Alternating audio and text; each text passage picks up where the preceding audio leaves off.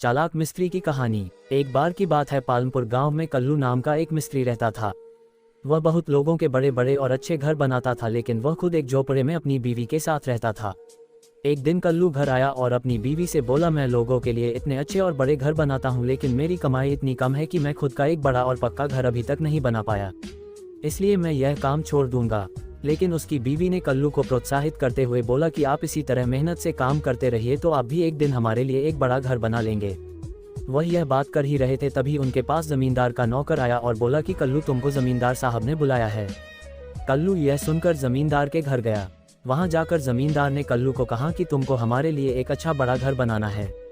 कल्लू ने जमींदार से आश्चर्य में प्रश्न किया कि मैंने अभी तो आपके लिए एक बड़ा घर बनाया है और इससे पहले भी मैंने आपके लिए काफ़ी घर बनाए हैं, आप एक और घर बनाना चाहते हैं? इसके जवाब में जमींदार ने कहा कि हाँ, मैं अब एक और बड़ा घर बनाना चाहता हूँ। यह कहकर घर बनाने का सामान लाने के लिए जमींदार ने कल्लू को बहुत रुपए दिए। कल्लू रुपए लेकर जाते जाते यह सोचने लगा, जमींदार अपने लिए घर पर घर बनाने लग रहे हैं, लेकिन मैं एक भी अच्छा घर नहीं बना पाया। उसने सोचा, जमींदार इतने घर का आखिर करेंगे क्या? मैंने और भी उनके बहुत से घर बनाए हैं जो कि 50 साल टिकेंगे, लेकिन अगर मैं यह जो घर बनाने वाला हूँ इसमें मैं थोड़ा कच्चा सामान लगा देता हूँ तो यह 2 साल तो चल जाएगा, लेकिन इसके बचाए गए पैसों से मैं दूसरे गांव में जाकर अच्छा और बड़ा घर अपने लिए बना सकता हूँ। 2 साल बाद यह घर गिर भी जाए तो क्या फर्क पड़ता है, यह घर बनाने के बाद तो मैं यहाँ से चला जाऊंगा। यह सोचकर उसने उसी दिन से जमींदार का घर कच्चा सामान लाकर बनाना शुरू कर दिया। वह असली सामान जैसा दिखने वाला नकली सामान घर में लगाने लगा, जिससे किसी को कोई शक न हो सके। कुछ समय बाद घर बनकर तैयार हो गया और इस घर को बनाने में कल्लू मिस्त्री को बहुत पैसों की बचत हुई, जिससे वह बहुत खुश था और सोच रहा था, इस पैसों का मैं दूसरे गांव में जाकर एक अच्छा बड़ा घर बनाकर रहूंगा।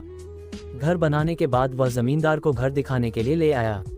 जमींदार ने घर देखा तो बोला, यह घर तो बहुत मजबूत और अच्छा है, लगता है यह 100 साल तक टिकेगा। लेकिन सच्चाई कल्लू मिस्त्री को पता थी कि वह घर केवल 2 साल ही टिकने वाला था। जमींदार बोला, यह घर मैंने कल्लू मिस्त्री तुम्हारे लिए बनवाया है। तुमने हमारे लिए बहुत सारे अच्छे घर बनाए हैं, हम तुमको इनाम देने के लिए यह घर बनवाया है।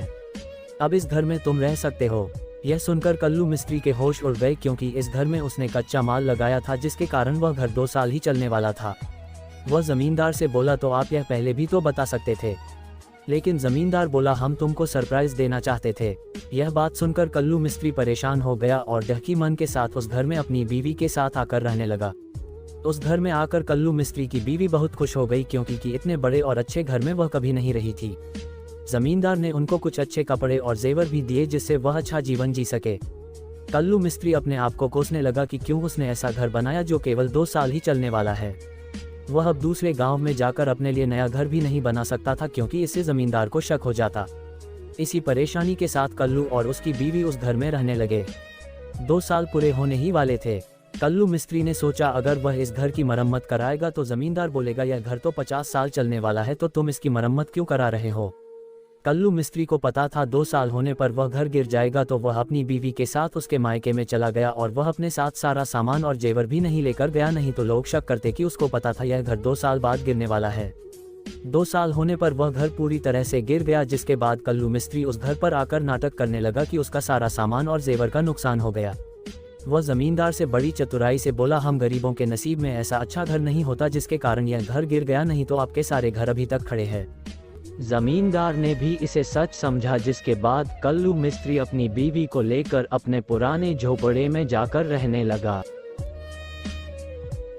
दोस्तों, मैंने आपका ज्यादा समय खराब नहीं किया और इस स्टोरी को मैंने कम से कम शब्दों में समेटने की कोशिश की है, जो कि मैं कर पाया। अगर आपके कोई सुझाव हो तो कमेंट के माध्यम से मुझे जरूर बताएं, और अगर आपको यह स्टोरी अच्छी लगी हो तो इस कहानी को और लोगों से, आपके दोस्तों के साथ आप शेयर करिए। शुक्रिया।